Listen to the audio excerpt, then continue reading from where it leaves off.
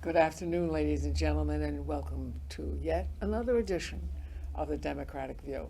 I say another edition because I've been doing this show for many, many years. With me today, I have a gal who sometimes bump into as I'm coming out of the water because she does a lot of walking.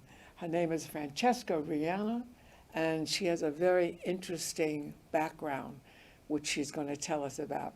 Hello, Francesca. Nice to see you. I'm glad to have you here. I want you to tell us about your background, born, raised, schooling, and all that kind of stuff. We want to know who you are so that way what you have to say will be of interest to us. Well, thank you, Phyllis, and thank you so much for having me here.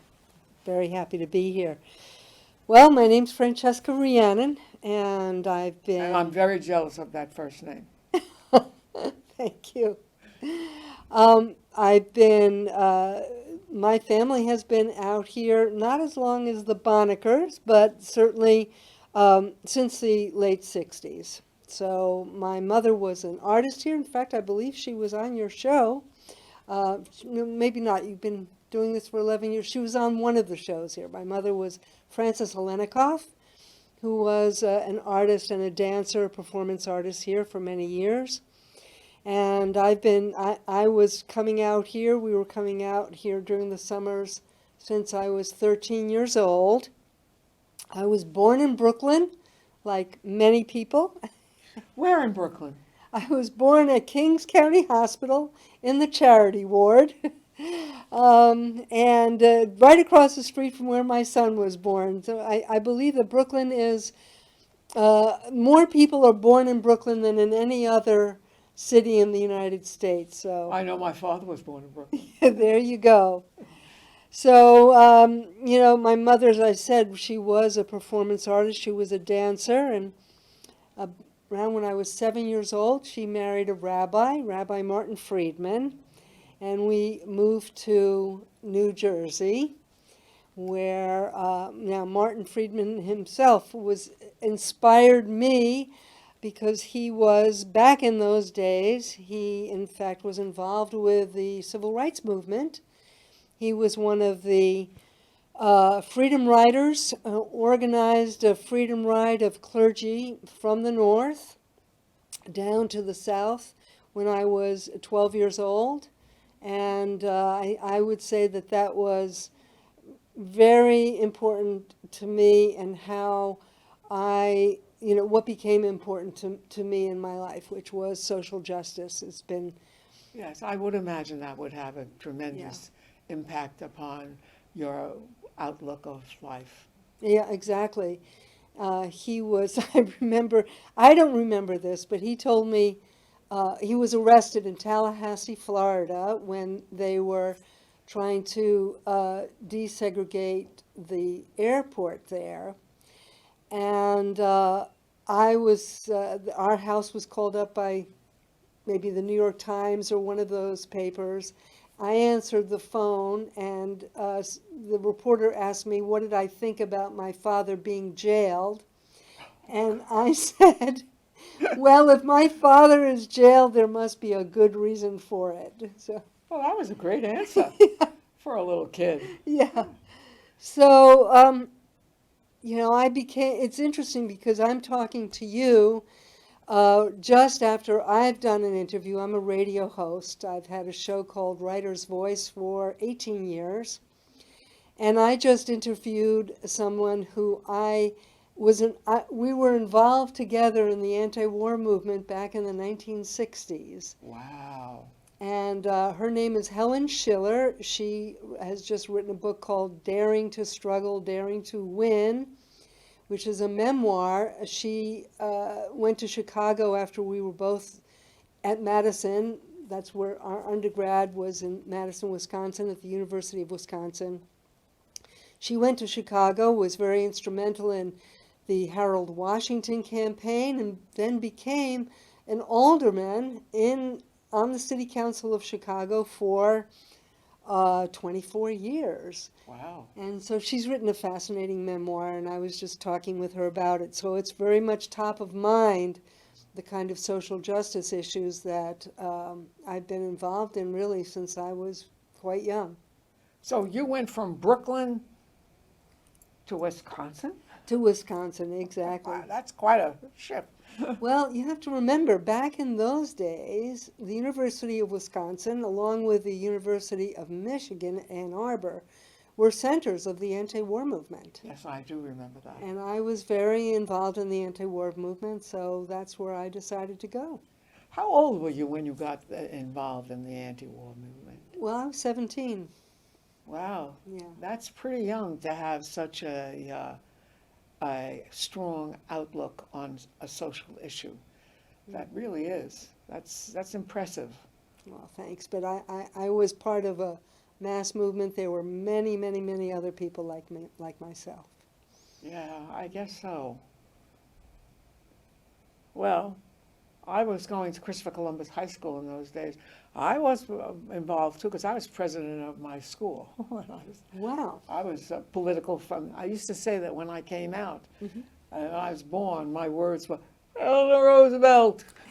That's great. Because she was always my idol, Yeah. you know, as I was growing up, this woman who, I think one of her lines was, be afraid to die unless you have done something for mankind, some good for mankind. It's something like that, not exactly those words, but, you know, she was certainly my idol of the kind of person. And I was raised by a woman, even though my mother was uneducated, you know, only went to junior high school in her area, Italian-American area. But my mother used to say to me, people are people. Doesn't matter what they look like, doesn't matter what the color of their skin or their religion. It's what kind of people they are. Right. And that has always been my basic way of looking at things. Mhm. It's what kind of a person is the person that you're dealing with. Right. And that's important.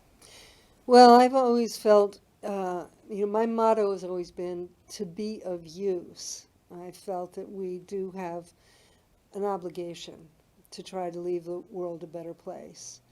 And now, I have a granddaughter who turned 18 this year and is now going to college, and she motivates me to continue in my work. I'm very involved with the climate, with trying to make sure that we have clean air, clean water, and a survivable future. And it's Well, having grandchildren motivates that me. you know you're going to have to face someday when they're going to say to you, What did you what, do? what did you do, Grandma, to change, Exactly. to make sure that that Mother Earth survives? And, you have to be able to say, well, I did. Yeah. It's got to be something that you did to help the Earth, because the Earth is in trouble. It is. And, there was a long time when I was more interested, I was political, I was engaged in things, but there was a long period of time where I just kind of stepped back. And then it was about 2004, in fact, it was the year that she was born, that I had a kind of revelation. It just came to me. How sometimes you just get a feeling in Yes. your gut. Yes. And I realized that if we don't do something, we could be among the last generations on this planet. And I just Indeed. could not, I'm one person, but I couldn't live my life without getting re-engaged. And I'm sure it really was her birth that made me do that, focused my mind. Yes, I'm sure that. So where did you go to school in Brooklyn? What was your schooling? Well, let's see. I was born in Brooklyn, but I had a very unusual childhood. My mother, as I said, she was a dancer. My father was actually an illegal. He was a Dutchman who had been involved in the underground against Hitler. He'd been involved in the resistance. He had sheltered a Jewish man in his apartment in Amsterdam for 3 years.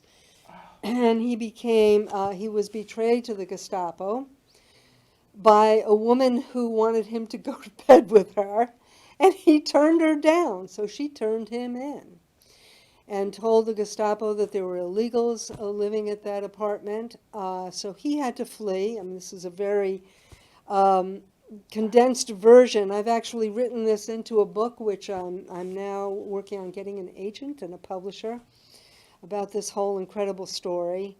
And he escaped across the River Rhine, which in Holland is called the Waal, on January 5th, 1945, in the coldest winter in 100 years. Oh, God. He swam across Oh, my.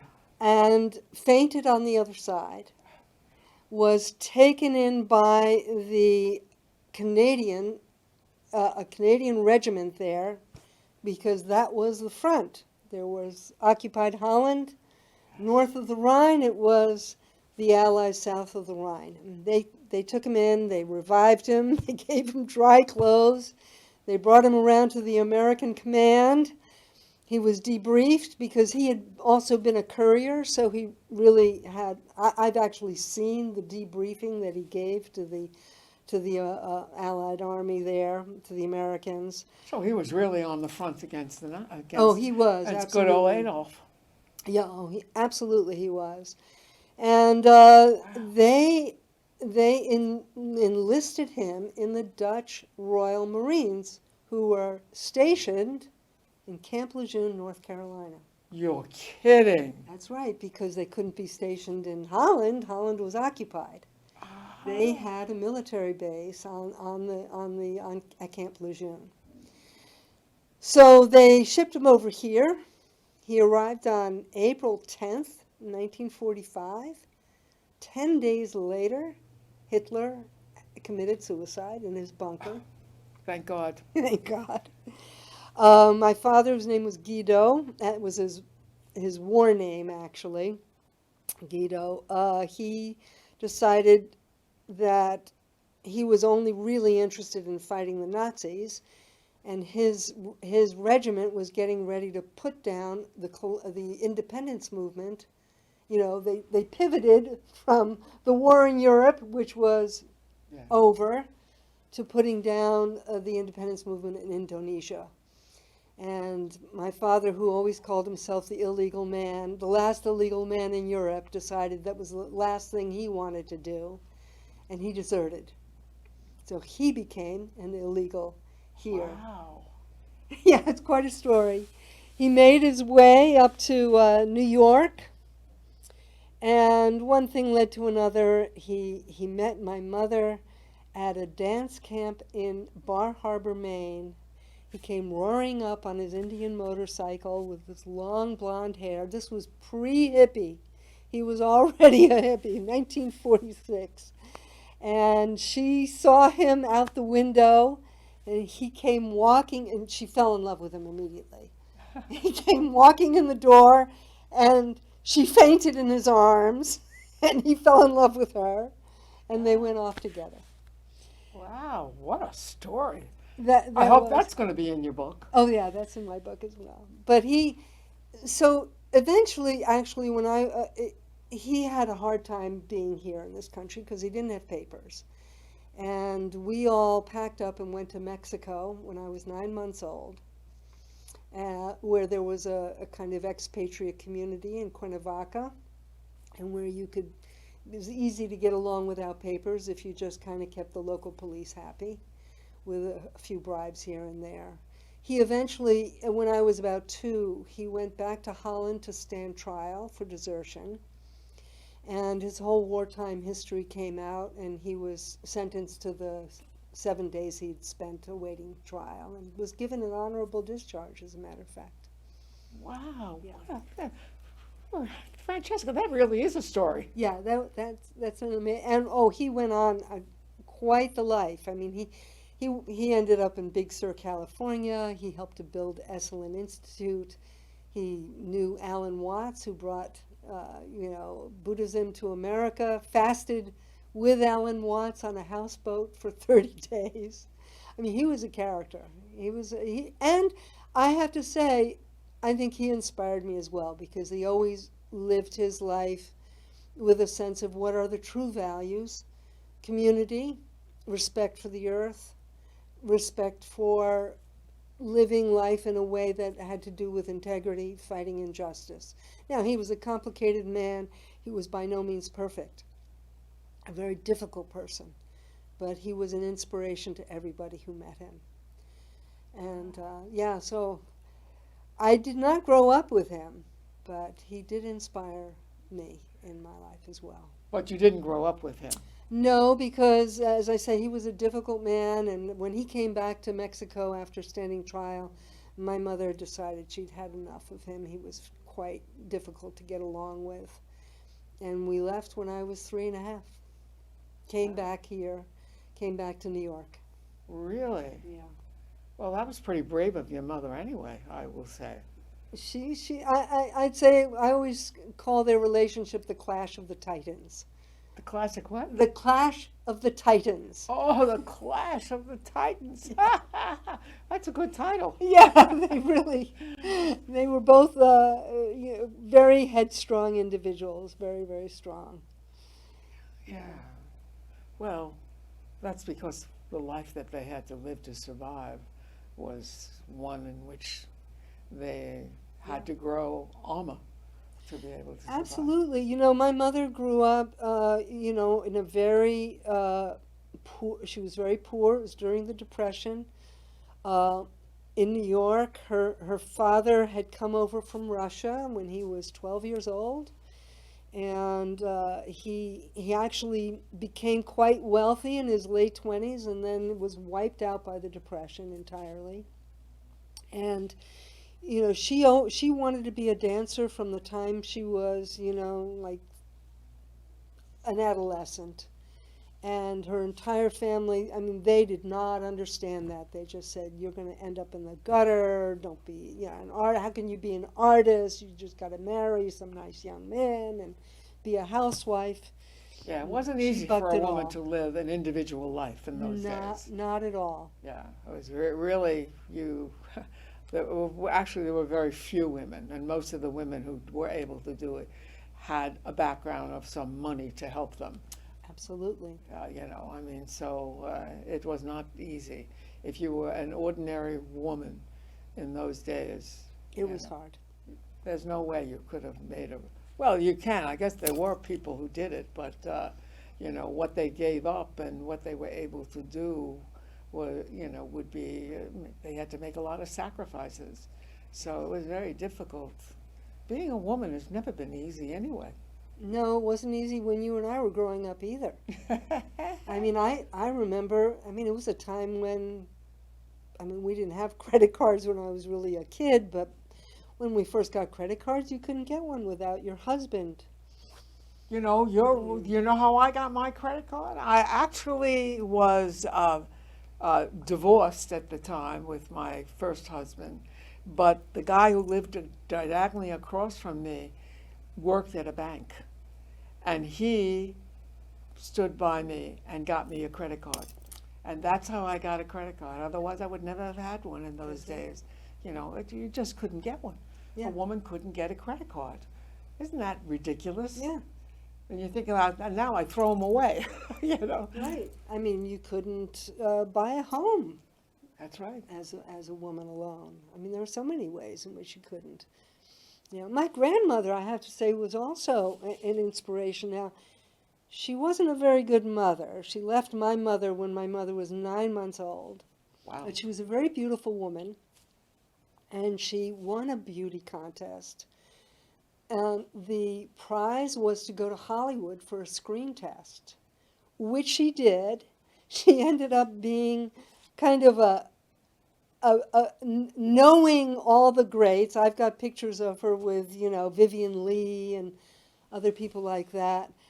She never made it in Hollywood. She was a dancer in the movies. She was in Pride and Prejudice and things of that kind.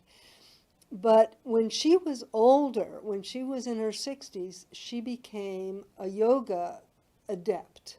Oh, And she was really the person who helped to introduce yoga to America, because she met really? Indra Devi, who was, she met this woman, Indra Devi, who was a yoga adept in India, but who was of Swedish extraction.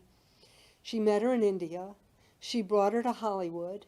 She introduced her to, Aldous Huxley and to all the stars that she knew, because she was really, my grandmother was married to the great basketball coach Chuck Taylor Oh. for a while before his Believe it or not, I philandering. know of him because my first husband was a basketball fiend, and Really? he played basketball when he was in college too. Yeah. So I knew all about basketball. Matter of fact, I still love basketball. Yeah. Watch basketball. It's a great game. So, well, she was married to him for about 5 years, and then his philandering kind of got to her, and she divorced him. But she knew people, and so she was instrumental. She was like the right-hand person who shepherded Indra Devi around and who really made a reputation. And Hollywood was ground zero for introducing yoga to America. Really? Yeah. So she was a fascinating person. What too. year? Because I was in Hollywood in '52. It was in the 50s. Yeah, exactly. Yeah, because that's when my sister's career began, and I spent a lot of time Wow. in Hollywood. What did your sister do? My sister is Anne Bancroft. You know Mrs. Robinson? Oh my God, of course. My Yes. brother-in-law's Mel Brooks. Now I remember. Yes. Well, How could I forget? I've been around show business all my life. You have, yeah. I mean, you And know. she's a wonderful actress, one of my Yeah. favorites. Yeah. I remember when I was 17 going to a party at 20th Century Fox, and who was there but Marilyn Monroe? Before she was Marilyn Monroe. Before she was married. Well, before she became the real star, but she was wearing Yeah. a yellow filed suit with an orange fake flower on her dress. No, I'm sorry, it was yellow. Was she really as beautiful as she looked in the movie? Yes, and she was lovely. She was in Yeah. my sister's first movie. Wow. Yeah, as a matter of fact. And she was a nice woman, you know. Actually, more talented, I think, than she was ever given credit for. Right. It was unfortunate that she was used and abused Yeah. by the opposite sex, because she was very attractive, Yeah. and, it was not easy to be, in those days, a woman without a family behind you, and she didn't have a family behind her at all. So it was tough for her. But, obviously she went on and became a great star, whose name we all know, So, and so the last name of yours, which I love, Rheannon, that's a Dutch Rheannon. name? No, that's a made-up name. That's a made-up name. So my mother married a rabbi, as I said before, Rabbi Martin Friedman. Maybe some of the people watching the show will remember, because he and his wife after my mother had a place in Amagansett. And so I was a Friedman. But there came a certain time when I decided I wanted to change my name, for a number of reasons I really won't go into here, but they did have to do with how I felt about my father and some of the things that he'd done in his life. So I was at that time learning to be a massage therapist. I had before that, I've had a number of, I call myself a serial monogamist when it comes to professions. So I had been a teacher and an economist. I had been very involved in the health and safety movement for workers, occupational health and safety.